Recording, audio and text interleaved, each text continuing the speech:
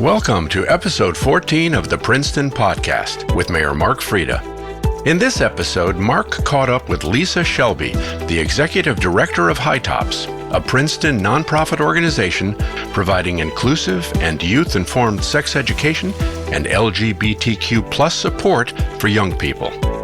In addition to describing the variety of programs offered by HiTOPS, Lisa also discussed HiTOPS' expansion of online services, now providing education and support for young people throughout New Jersey, as well as the fundraising importance and popularity of the annual HiTOPS Princeton Half Marathon.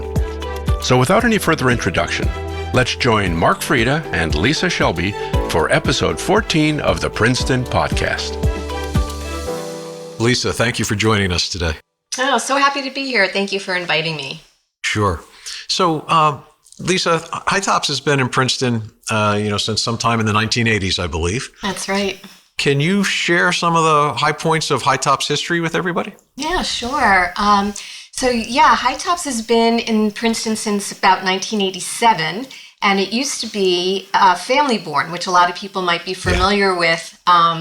An OBGYN center, a midwifery center. A lot of Princeton babies were born at Family Born, and HiTOPS actually evolved from Family Born in response to what was seen to be the need for adolescents to have sexual health services that were geared specifically for them. So HiTOPS was, I'd like to say, was actually born out of Family Born. That's great. Yeah. I like how you word that. That's tremendous. and I have been around long enough that I do remember Family Born. So. Yeah. Lisa, I believe your 2-year anniversary with HiTOPS is actually coming up this year. So I was just curious, what drew you to HiTOPS? Oh, well, actually, I'm gonna let you know that it's actually my 4th anniversary just passed. Oh my gosh. So time flies. Yeah. My first 2 years was actually as an interim executive director. Okay. So, and then the last 2 years as it's a funny word, it's the permanent executive director, though, of course, that will not be the case, I'm sure. But in terms of my own interest and, to come to HiTOPS, I mean, sexual health has always been my passion. I've worked in that field for really forever.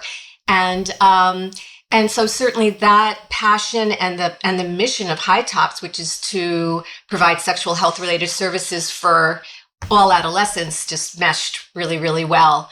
I've been a long-term fan of HiTOPS. I also knew Family Born and went there for healthcare. And then when I was working in the Trenton area for Planned Parenthood back in the 80s and 90s, we collaborated with HiTOPS. So it was very exciting for me. It felt like coming home to work at this organization. So I feel very, very appreciative and very grateful to be here. And I think, the other draw for me really was that the board, when I met with them, was very, very committed to building the organization, to strengthening it, to assessing the programs that were being offered, and to really building and creating and expanding the work that they did. And so for me, as an interim executive director at the time, that's what I had been doing for a couple of years, that was the perfect fit, because that's what interim executive directors do. Yeah. So between the mission and the sense of coming home and the meshing with my interests and skills as an interim at the time, it just really all came together. Yeah, that's great. And it's always nice when you get an opportunity in life where things do come together like that for you professionally. Yes, it really, really was. Yeah. So, so having heard the reasons you came, and obviously HiTOPS has evolved over time, what would you describe the core services that HiTOPS provides today? What would those be? Yeah, well, first and foremost, HiTOPS is a youth-informed and youth-focused organization. I think it's really important to be, to say that front and center. And we certainly work with lots of adults, because in order to create the type of environment that young people can thrive in, the adults in their lives need to be part of the picture for sure. And the core programs that we currently provide are K through 12 sex education, and We provide what we call comprehensive, which can have lots of different meetings. But for us, what that means is we work with all the stakeholders in a school district. So rather than just coming in and doing a sex ed class here and there during health time, we come in, we work with all the administrators, all the student-facing staff, the students and their families, and we do that over a 4-year period of time.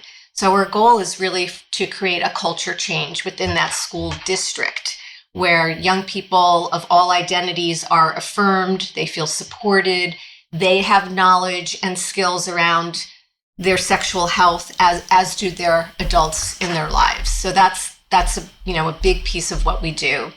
The second bucket, as I call them, is our LGBTQ support services. So we offer 4 weekly support groups, 3 of which are for young people. So we have a group for youth that are aged 11 to 13. We have another 2 groups for young people aged 14 to 18. And then we have a group for parents who have children who are transgender or non-binary. So that's a big piece of our work.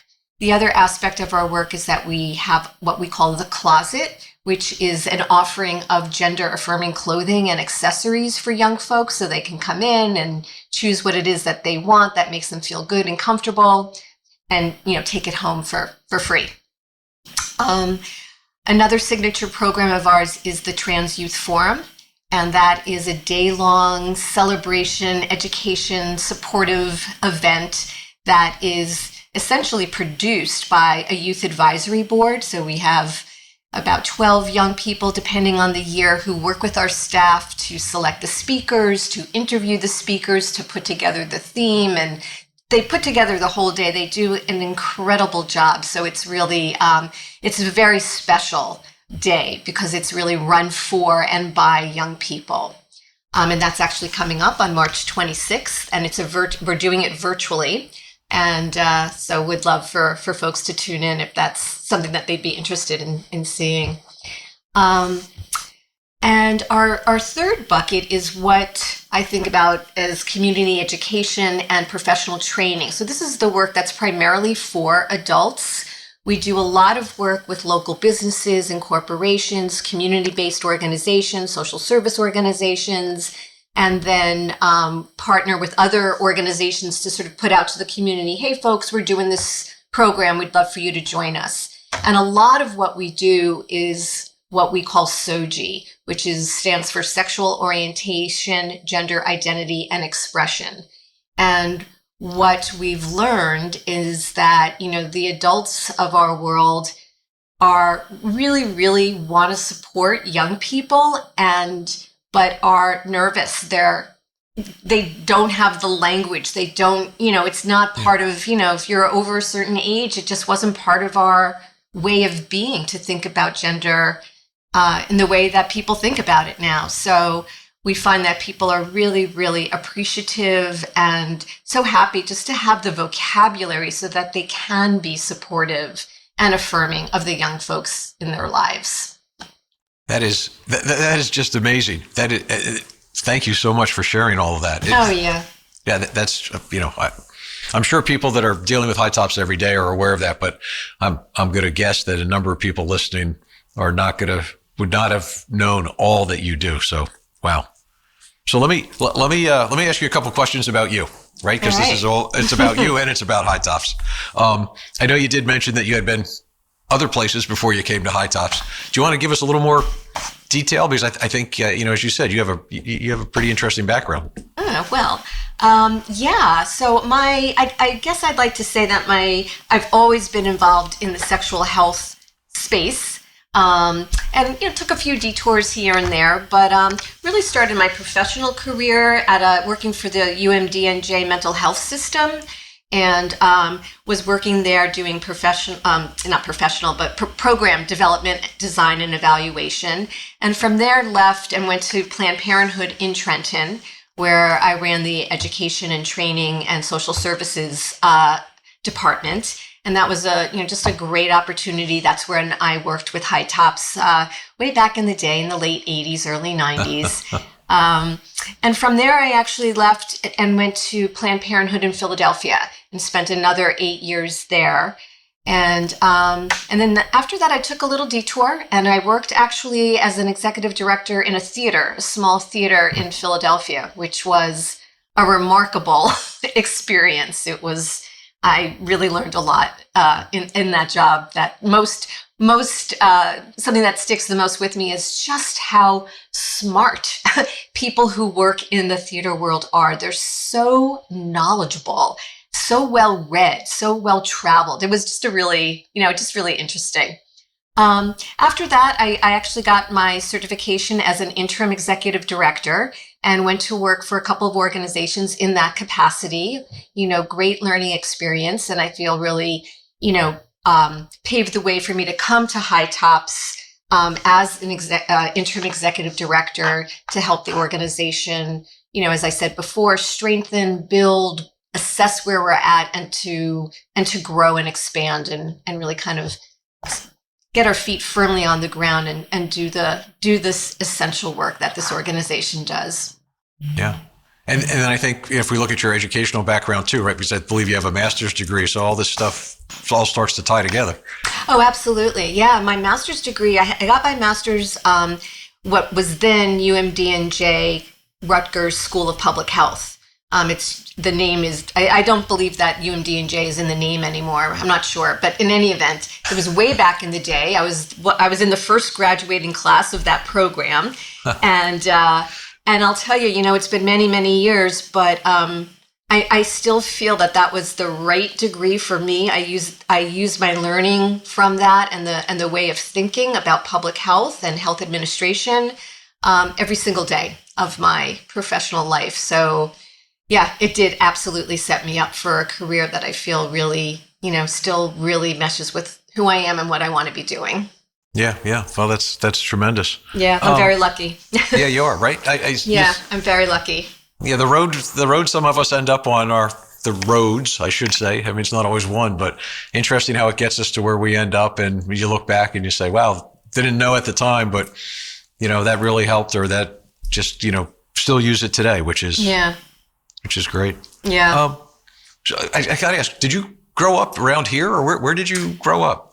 Well, I grew up, I started off my life in New York and born in the Bronx, spent a lot of time there in my younger years, and then moved to Manhattan with my family, and then ended up going to high school in New Jersey and went to Rutgers for undergraduate, and really stayed in I spent time in North Jersey and Central Jersey for a good part of my adult life. And then moved to the Philadelphia area, and so have been there for another good part of my adult life, right? That adult life is getting longer. Now that we're both 21. Right. And so, and I worked in Central Jersey for many, many years, and coming back to HiTOPS, like I said before, in other ways also feels like coming home, because it's it's like my old stomping grounds, and reconnecting with people that I worked with, really many, many years ago. The organizations are still there. A lot of the people are still there. So it feels really, as I said, like coming home. Yeah. Wow. That's great. Yeah. So I know you talked a little bit ago about the kind of three different buckets of all the different things that HiTOPS does. Right. What do you think? What would you say are like is there one or two programs that are the most popular, or they get used by the most number of people, or young adults or youth? Yeah, well, that's an interesting question. I mean, I think that the programming that we do in the schools, just by definition of, of that's where we see the most people. But, so if I had to say to you what are the signature programs at HiTOPS, the first one I would mention is our ABCs program. That's what we call it. And that's the program that I was describing, where we're in a school district over 4 years, working, with all the stakeholders. So that's our one signature program. The other one, again, mentioned before, but worth mentioning again, are our LGBTQ plus support groups. Really, really important both those programs and our others are not just about providing the individual services to young folks and the adults in their lives, but it's really about how do we think about and change the culture so that people can feel supported, feel loved, be affirmed in who they are, and have the information and tools to do that for themselves. So that feels really important. And the other signature program, if I had to pick a couple, would be the Trans Youth Forum. It's the only program of its kind in this area. It's a very unique kind of program, and it attracts, now that we went virtual, it attracts people from all over the world. So it's a pretty, it's just a pretty cool program. Yeah. Wow. So I know you said you're going virtual so you can get people from everywhere, but typically, where do the people that participate in the different programs and everything come from? I mean, how wide an area, or how big is your net in Central Jersey or Princeton, or I'm not sure how to describe it. Right. Well, we describe it as the Greater Mercer area. So our programming is predominantly held in Mercer, Somerset, and Middlesex counties. That said, we are also in Union County and Montgomery County in New Jersey. We may be up in Essex County next year. So we're really beginning to grow our geographic reach, both literally live on the ground, particularly with this ABCs program as we're moving into other school districts. In terms of our groups prior to the pandemic were held on our site in Princeton. So those young folks tended to come from closer to home in the Mercer County area. But now, being virtual, we have young folks coming to us to our groups from all over the state. I mean, the majority are still from Mercer County, but it certainly has increased access for many folks who were, not able to travel to join us live in Princeton. Yeah.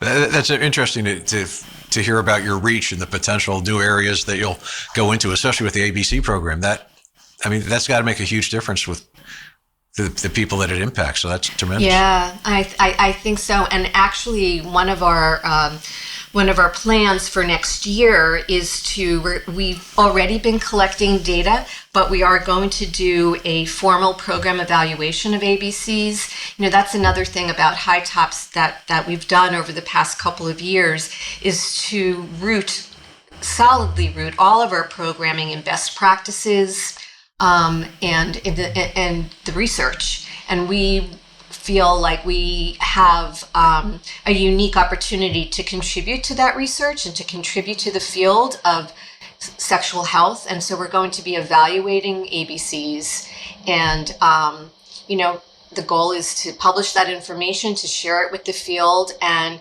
just kind of provide another building block to what really is the best way to educate and hold young people around their sexual health. Unfortunately, this kind of programming is not something that you see a lot. You have to be willing to see it for the long term, right? It's a long, 4 years is a long time, and it's labor intensive, and the schools have to be willing to commit to it, and it's expensive. So it can be a harder sell than just kind of coming in and doing, as we call it, a one and done. Sure. Right. But if you really want to make change, that's what it takes. Yeah. Wow. Well, I think it's encouraging to anybody listening to hear the level of commitment that HiTOPS is willing to put into its programs and to share with others. So, congratulations on having that kind of culture. That's pretty impressive. Thank you. But let me ask you about, you guys are in a new location, right? You're in a new space. It opened not all that long ago. So what happened? How did it happen? Where are you? And tell me all about it. Whew, it's been a whirlwind couple of years, that's for sure. So in November 20, we sold the space that the organization had inhabited for 35 years. Yeah. Not an easy decision, but absolutely the right decision for our organization at this time. Rather than putting our hard-earned resources into bricks and mortar. We put it in. We decided to sell the building. We had a mortgage on it, and to take the monies and put it into programming. To really use the value, the resources that we had in that space, and put it into the work that we do. So that's that was a very exciting decision that we made, and we were fortunate we were able to kind of sign, seal, and deliver that deal before the pandemic continued and things really kind of went a little wonky. And so we have been fortunate enough to find a space at 300 Witherspoon, the old Princeton Packet building, joining a bunch of other Princeton folks there. We're very, very excited. Capitol Health is one of our big neighbors there. And so we're really looking forward to collaborating with them. And our space is currently almost ready for us to move in. It's been fitted out to our specifications. I want to give a shout out to Helena May, and she's the owner of the building, and it's been just wonderful to work with. And so we're hoping to be moved in, in the later part of the spring. And so look forward to inviting the community to join us in opening up our space and, coming back to our new home. That's great. That's pretty exciting. That's nice to hear. I'm hoping that we continue to move further away from all the COVID shutdowns and everything else we've had. But so how has COVID impacted HiTOPS? Well, like everybody else, we needed to learn how to pivot quickly and successfully do everything virtually, which, I'm really proud to say that we did. We continued to provide all of our programs virtually. And, the staff really needed to be creative and be resourceful, and they are. It's a fabulous team that I'm, fortunate enough to be working with. And so in many ways, as we talked about it a few minutes ago, it increased access for people. People are able to attend our programs in the virtual space, and so that's been great. For some folks, it's been not as good, right? Again, like everybody else is experiencing, not everybody has internet access, or not everybody has the space, the privacy to perhaps participate in a support group. But in our experience, there's been more people who have increased access. So one of the silver linings for us that we are taking away is that the Trans Youth Forum, which used to be live, was so successful doing it virtually in many, many different ways. Many more young people could attend from all over the place. We were able to attract the kind of talent to join us that we would not have been able to do if people had to fly into New Jersey and be with us and be put up in a hotel and all that kind of stuff. So we're doing it virtually intentionally this year because we want to. And I suspect that we will continue to do it virtually well into the future. We will have watch parties in our space and kind of have other ways to bring people together. But in terms of creating an accessible day for people and having the types of folks that we would love to have join us, both participants and the talent that we bring in, it's been a gift. Right. Wow. Again, the ability to pivot, the ability to figure out, okay, here's not the greatest situation, but let's see what we can do to make it work. So that's, again, a good sign of the great culture there at HiTOPS. But let me ask you about, or kind of announce to everybody, hopefully they already know, is that the registration for the HiTOPS Half Marathon is open. People can go register. Yay. So yes, register. Yeah. So I'm going to assume there's one or two people out there that might not know what the Half Marathon is. But why don't you tell us a little bit about it? Yeah, I'd be delighted. So this year is the 10th anniversary of the Half Marathon. And the HiTOPS Princeton Half Marathon is a big community-based event in Princeton. We have when we are not dealing with COVID, there are thousands of community members and family members and friends of the runners themselves who come out, and It's a very early start to the day. I believe the start time is 7 o'clock or something around 7 o'clock, and we're out and everything's cleaned up and we're cleared out of town by 10, so businesses and places of worship can open and do their thing. But it's the biggest fundraiser for HiTOPS that we have.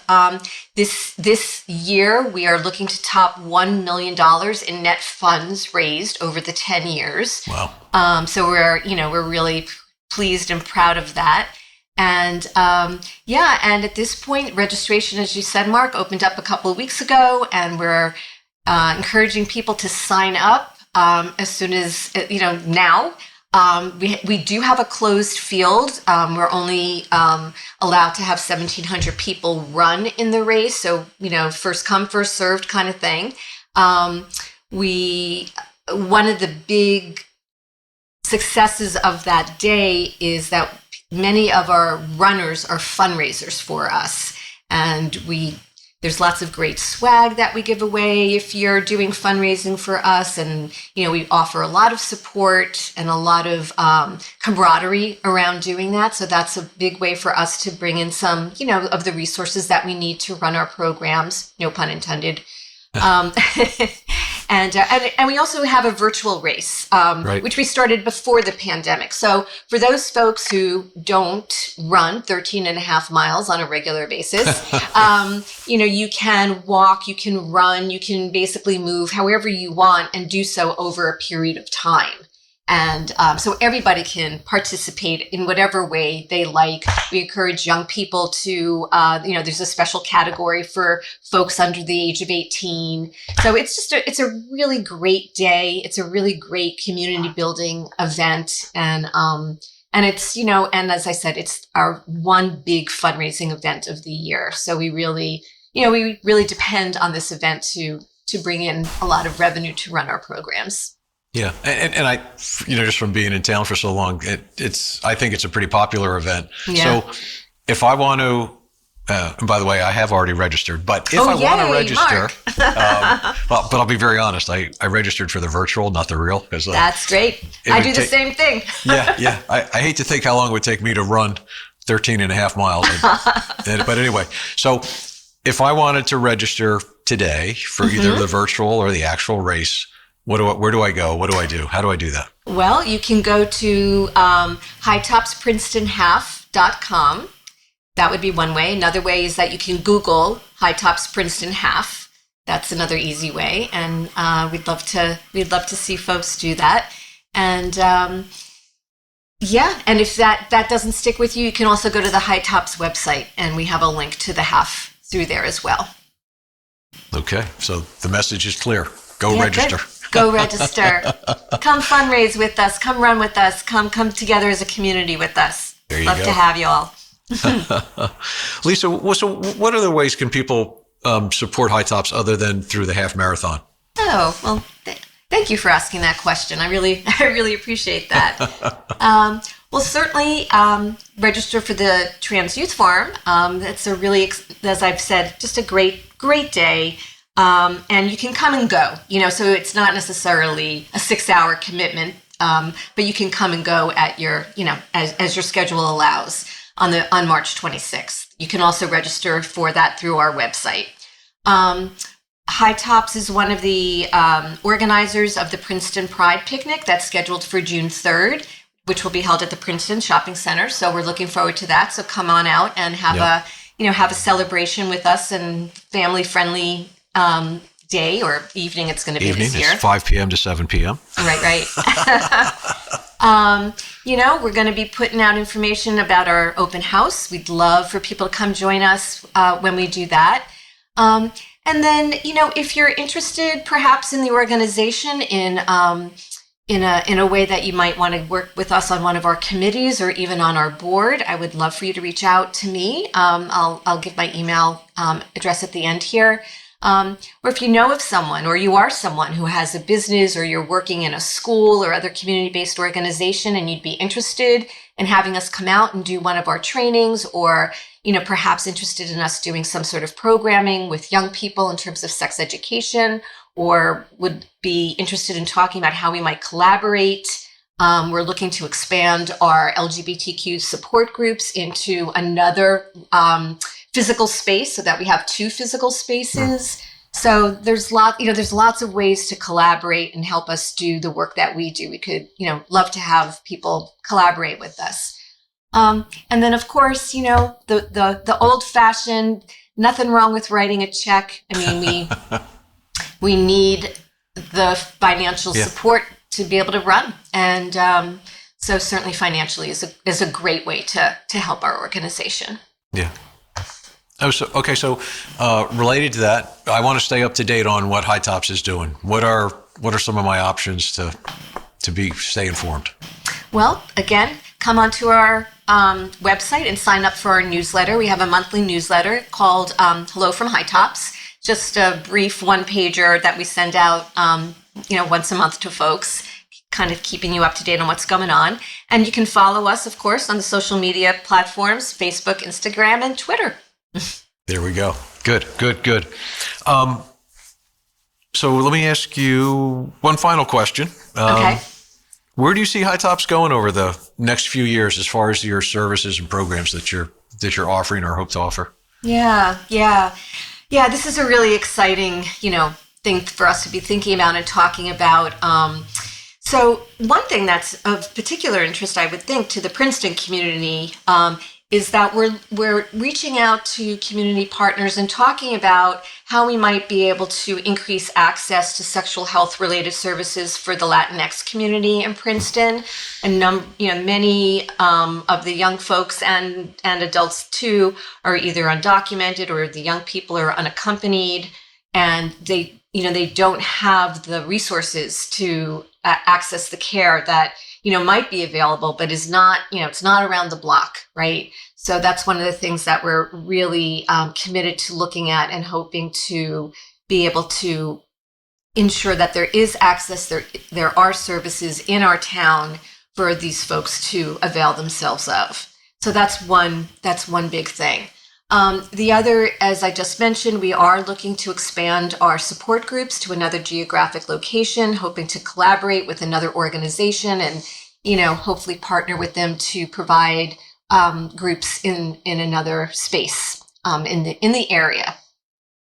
And then the other piece that we're looking to do in the upcoming years is to increase our presence and to have a more rich, more robust presence in urban areas such as New Brunswick, Hamden, Trenton. And, we certainly have done that, do that, but we're really hoping to expand and enhance those relationships. So to work with other partners in those communities so that we can, do the work that we do in those spaces. So, have had preliminary conversations with Planned Parenthood in Trenton. They're starting a peer education program there, so we're hoping to work with them. We've reached out to, we have a contract with Empower, which is an organization that works in Central Jersey, including Trenton. We have a number of conversations scheduled with schools in those 3 communities. So, that's something that we're really putting a lot of intention into doing. Great. Exciting to hear. It's, have to, any organization that wants to stay relevant and successful has to keep looking to the future. And how do you adapt? How do you change? How do you expand? So that's right. That's exactly right. And that's, we did a strategic plan last year, and that's exactly how that kind of tracks, right? To strengthen, to assess, to be creative in how we grow, and to be, to anticipate and to be responsive to what's happening in the environment, in the community. What are the needs of the community? Yeah. So, so I kind of lied when I said that was the final question. I want to ask you one more, because I think when we were talking about ways people could help support HiTOPS, you said you were going to give an email address. So why don't we give that, and then then we're going to wrap up. All right, sounds good. Thanks for reminding me. Yeah. So my email is lshelby@hitops.org. Easy enough. Yeah. Yeah. Like to keep it simple. There you go. Lisa, I really want to thank you. This has been really interesting. You shared a lot of great information. Thank you so much for being with us today. Oh, thank you so much. It's really been fun and really good to talk with you. Thanks, Mark. Thanks. Thank you for joining us for the 14th episode of the Princeton Podcast, produced as a community service by HG Media, providing audio, video, and website design services here in Princeton since 1999. If you enjoyed this episode of the Princeton Podcast, please share it with your friends, and be sure to subscribe to us on Apple Podcasts, Spotify, Google, Stitcher, or wherever you listen to podcasts.